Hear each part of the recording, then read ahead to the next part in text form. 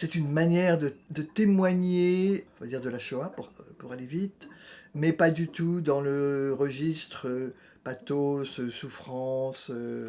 Dans son adaptation, il a enlevé tout ce qui touchait effectivement aux choses très crues et absolument atroces, parce que je pense qu'il a voulu éviter ce que Appelfeld évite d'ailleurs dans son écriture, le côté comme ça, souffrance qui nous fascine.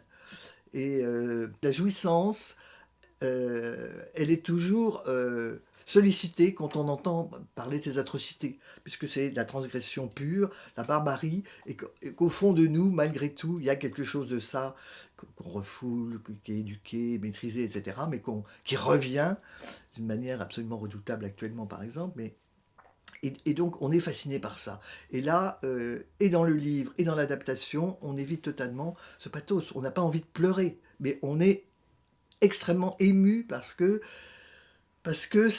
on nous fait ressentir les émotions, les sensations, par exemple, que pouvait avoir cet enfant et cet adulte devant des situations qui lui rappelaient des choses de son enfance. Et il y a un tableau magnifique qui commence, et le livre et la pièce, qui est ce souvenir des fraises.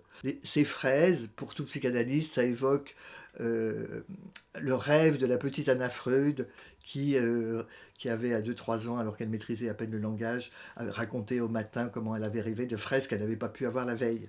Alors il raconte aussi dans le livre et dans la pièce, par exemple, comment devant un arbre aussi aux fruits rouges, il reste en arrêt, alors qu'il est affamé et qu'il aurait dû se jeter sur ses pommes.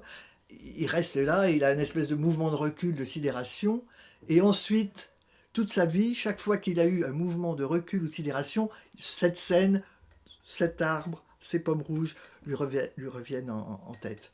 Et ça, c'est assez formidable parce qu'on voit comment c'est marqué dans le corps. C'est complètement irraisonné, mais c'est quelque chose de l'éprouvé très profond.